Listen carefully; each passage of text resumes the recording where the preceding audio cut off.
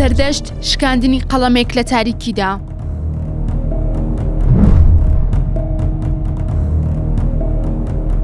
لە درنگانێکی شەودا و بۆ یەکەم جار زەنگی مەرگ لە ڕێی مۆبایلێکەوە لێ دەدات. زەنگێک کە زۆر نابات لە دەرگای ماڵەکەشی دەدات و بۆ هەمیشە لەبەر چاوان مونی دەکات. بەڵام بۆ هەتایە لە ناو مێژوودا دەیهێڵێتەوە و هەر کات باسی ئازادی کرا ئەو وەک چرایەک لەولاوە ڕۆشن دەبێت.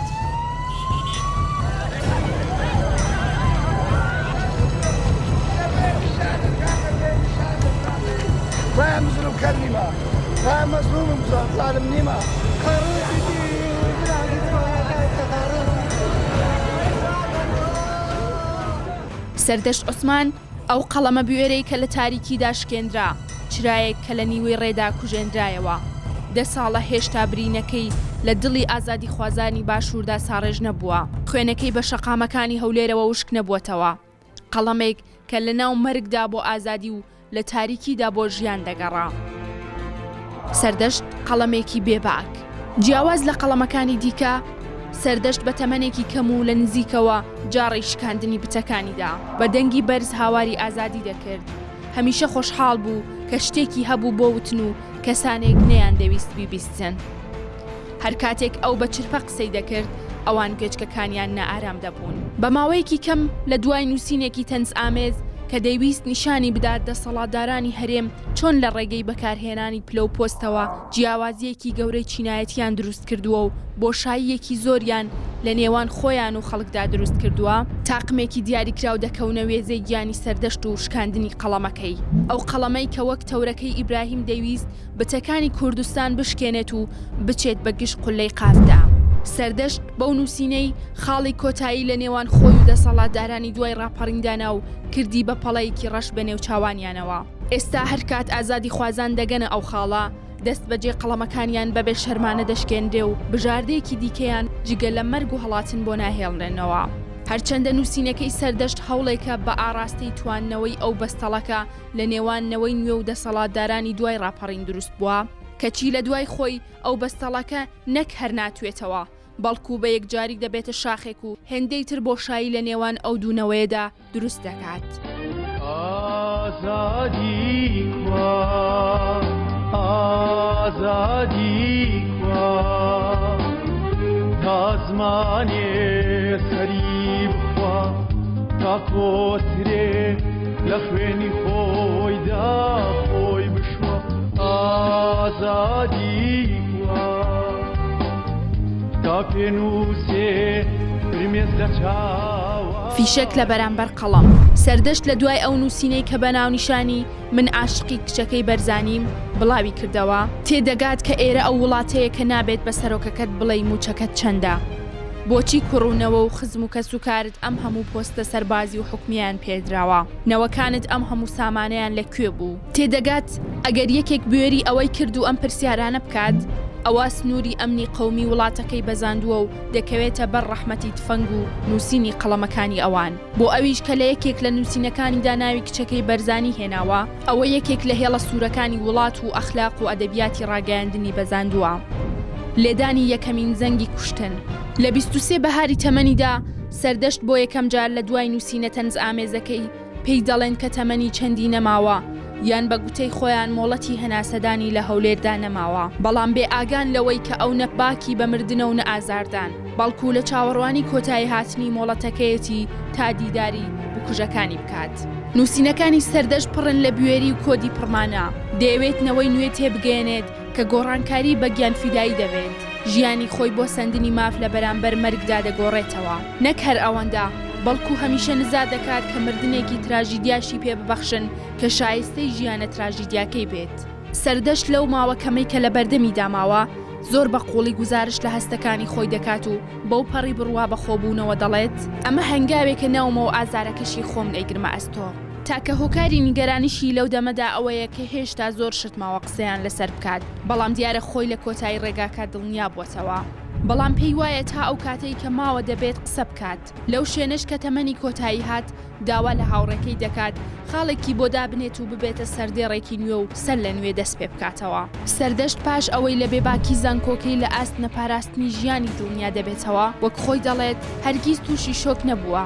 چونکە دەمێکە زانیویەتی زانکۆی ئەم وڵاتە ماڵی ئاسوودەی ئەوان نییە، بەڵام هەرچی بێت ئەو بڕیاری خۆی لەبارەی مانەوەی لە شارەکەی خۆی دەدات و لە چاوەڕوانی دیداری مردنی خۆی دادەنیشێت. دیاردەی سەردەشت عوسمان.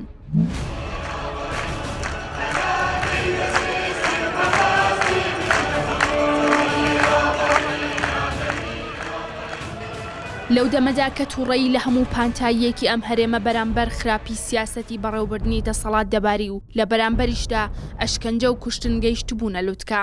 سەردەشت وەک کوڕێکی بێموبالاتی شقامەکانی هەولێر بەدیار دەکەوێت کە یاخیە لە هەموو بوتو پەیکەرەکانی سوڵتەی ئەم وڵاتە و وەک ئیبراهیم چاوەڕوانی دەرفەتێک دەکات تا هەمویان خاپور بکات.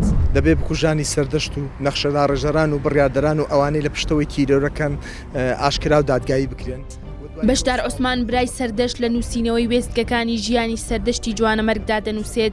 نووسینەوەی ژیاننامەی گەنجێک کە هێشتا 23 بەهاری تەمەنی تەواو نەکردبێت دەبێت چی بێت و چی بنووسرێتەوە.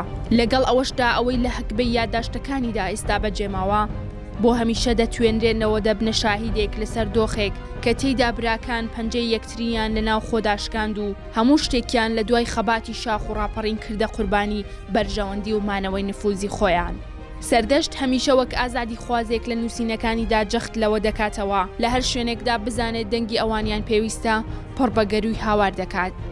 لە هەر جێگایەکیشدا زانی شوێنی ئەو نییە لێ دەگەڕێت تا پیاوە حیزبیەکان یەکتری تێدا سووک بکەن.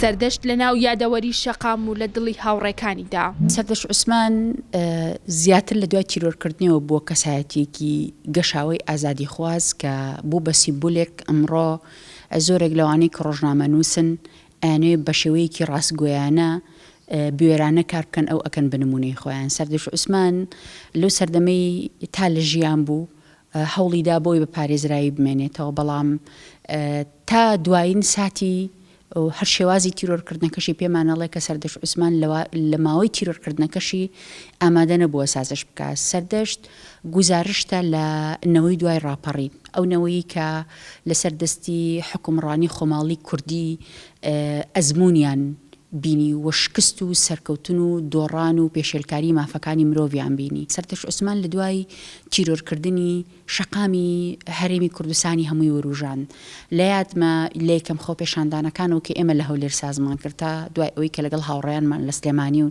ناوچەکانی دیکەی کوردستان و لە دەروی کوردستان هەموو بەیەکەوە بە هەماهەنگی سازمانە کرد. شەقامی کوردی هەمووی وروژا بۆیە ئەوەی کە سەردەشت ئاماژەی پێکرد بوو بە شێوەیەکی ڕوون و ڕەوان ئلهام نەبوو بە تەنیا بۆ ئەو چارچێوەی کە لی بڵاوە کردەوە. دوای مردنیشی دوای شەهیدکردنیشی سەردەشت زیاتر پەیامەکانی بڵاو بۆ زیاتر گەنج و خەڵکی ئێستا تی ئەگا کە ئەڵێ من خاڵێک دائەنم و تۆ وەرەسەری دێر کۆتایەکی تاواکە و درێژە بە ژیان بدە بە شێوەیەک. سەردەشت خوێنێکی بەناحەق ڕژاو دوای 10 ساڵ لە کوشتنی سەردەشت و بەلا ڕێدابردنی کەیسەکەی وەک ئەوەی ڕۆژنامە نووسان و کەسوکارەکەشی دووپاتی دەکەنەوە جارێکی تر دۆسیەکەی دەهێنرێتەوە بەرباز، بەڵام ئەم جارە نە لەلایەن دادگا و نە لەلایەن کەسوکارەکەی بەڵکو لەلایەن یەکێک لە هەستیارترین دەستگا ئەمنیەکانی ئەم هەرێمە و بە ئاشکرا پەنجەی تۆمەت بۆ بنەماڵەی بارزانی و سەرۆکی ئێستای کابینەی نۆیەمی حکوومەتی هەرێم درێژ دەکات. بە درێژایی تەمەنی لە پێناو گەورەکردنیدا زەحمەتی کێشاوە. بەکر عوسمان برای سەردەشت لەم بارەیەوە تیشک دەخاتە سەر ڕاگەیەنراوێکی مانگی ئازاری ئەمساڵی دەستگای دژە تیرۆری یەکێتی کە بەرامبەر پارتی و سەرۆکی حکوومەت وتبووی مەسرور باسی سەروەری و جێبەجێکردنی یاسا دەکات. ئێمەش پێمان باشە یاسا سەروەر بێت و هەموو ئەوانەی کاری لاساری و کوشتن و بەرتیرخۆری ئەنجام دەدەن بچنە بەردەم یاسا. بۆ نمونە جەنابی براگەورە لەسەر دۆسیەی سەردەشت عوسمان و باوکی لەسەر دۆسیەی سیویەکی ئابوو، باپیریشی لەسەر دۆسیەکانی کوژانی محەممەد هەرسین و فاخر مێرگە سووری و سلەیمانی موعینی و دکتۆر شوان دادگایی بکرێن. برای ئەو ڕۆژنامە نووسا لە نووسینێکدا سەبارەت بە دۆسیەی تیرۆری براکەی دەڵێت ئەو تۆمەتبارکردن و تاوانبارکردنە فەرمیەی دەستگای ئەمنی لە ئاستی ڕاگەیاندنی فەرمی پشت ڕاستکردنەوەی گومانەکانی پێشووتری ڕۆژنامە نووسان و خەڵکی ئازادی خوازی کوردستانە. وروژاندن و هێنانەوە بەرباسی ئەم پرسە لەلایەن یەکێتیەوە بەرامبەر پارتی هەرزوو داخرا و دووبارە بێدەنگی لێکرا کە دەبوو ڕای گشتی و ڕۆژنامە نووسان لی نەگەڕێن چیتر دۆسیە شاراوەکانی دادگا دیزە بە دەرخوونە بکرێن و وەک چەکێک بۆ ترساندنی یەکتر ئەو دوو حیزب بە بەرامبەر یەکتر بەکاریان بهێنن بۆ مانەوەی بەرژەوەندی خۆیان.